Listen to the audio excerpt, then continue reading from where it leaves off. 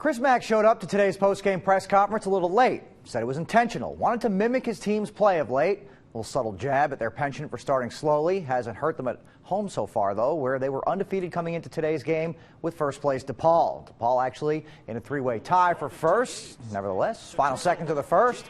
Aaron Simpson retreats to the three-point line, and he knocks this one down. It's 50-42. X is down 8 at the half, so there's that slow start. Trayvon Blewett, called out by his coach yesterday, responded today. 3 of his 21 gives X its first lead, 55-54. Two-point game now. Miles Davis down the lane, bucket and one. X goes up 5. A little more than 2 to go now. Look at that nice little shake and bake from Matt Stainbrook. He had 17 points, X up 11. Big time rally at home for Xavier as they beat first place DePaul 89-76. It's one they had to have. In the second half, we played with a lot more energy. They got less looks. Their looks were a little bit more rushed, and it was because of the effort that we gave in the second half versus the first half. We knew the game plan and we knew what we should have done. It was just applying it, and in the second half we finally applied it, and we came out. Bearcats will play once again on Sunday. That worked out well last week when they hammered Temple by scoring a season-high 84. Tomorrow, back on the road for a game against Central Florida. When UC lost recent road games at UConn and Memphis, the reason was quite simple. The 2 road losses, 17 and 20 turnovers is why we lost. It doesn't matter who you play or where you play. It's how you play. Road or home. It doesn't matter who you play or where you play. It's how you play. And in those 2 games, we didn't play very well on the offensive end. Threw the ball over the gym, you're going to get beat. Tip tomorrow at 2. NKU at home hosting Jacksonville. Loose ball going to come to Chad Jackson ahead of the field. And Chad's got a nice little move in the open floor to get himself free. Huge game on Thursday. Today he had 15. Later in the half, Jackson swings it. The skip pass. Deontay Cole.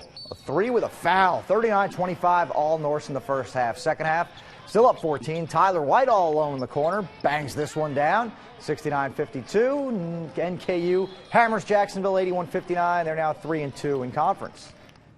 Tyler Ulis said playing for Kentucky this season is like being the defending champ.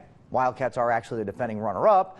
But with their undefeated record, top ranking, and star-studded lineup, they've been getting everyone's best shot. Now, fortunately for them, everyone's best shot hasn't yet been good enough. Cats in South Carolina to play the Gamecocks today. Late first half, South Carolina down only 2. Now they're in the lead, 24-23 Gamecocks. UK now up 3. Devin Booker ahead of the field, puts this one down. Kentucky goes up 5. Same spread. Ulis on a nice crossover and then an even nicer dish to Trey Lyles, 31-24 Cats. Now Lyles has it on the wing, and somehow Willie Cauley-Stein gets free on the baseline. UK pulling away up 15. Kentucky's defense too much. 58-43, Cats win. They move to 19-0. Today at the Horseshoe, about 50,000 Buckeye faithful turned out to celebrate the national champs. I mean, look at this turnout. Urban Meyer hosting the championship hardware, both past and present. And while this is his 3rd career national championship, might be his most rewarding given the circumstances surrounding the most important position on the field. I love this team. It's to see those 3 quarterbacks to get up there, to hear the Nick Sirac story. Just so many stories behind. That's why I tried today, instead of just screaming and yelling, let them know what really went on. And it has to be one of the most selfless groups ever, certainly that I've ever been around. And the Cyclones off a 4-zip win last night back at the bank against Kalamazoo. 1-0 Kalamazoo leading. Brandon Graysill breaks out 2-on-none with a nice pass to Stephen Hodges. 1-1 game. Rest of the scoring belonged to Kalamazoo in the first period. Lane Scheidel filling the wing, and a wrist shot gives Kalamazoo the 2-1 lead. Another scoring chance coming for Kalamazoo, but it was turned away. A little scuffle. The Clones lose at home 5-2. They're back home Wednesday against Elmira.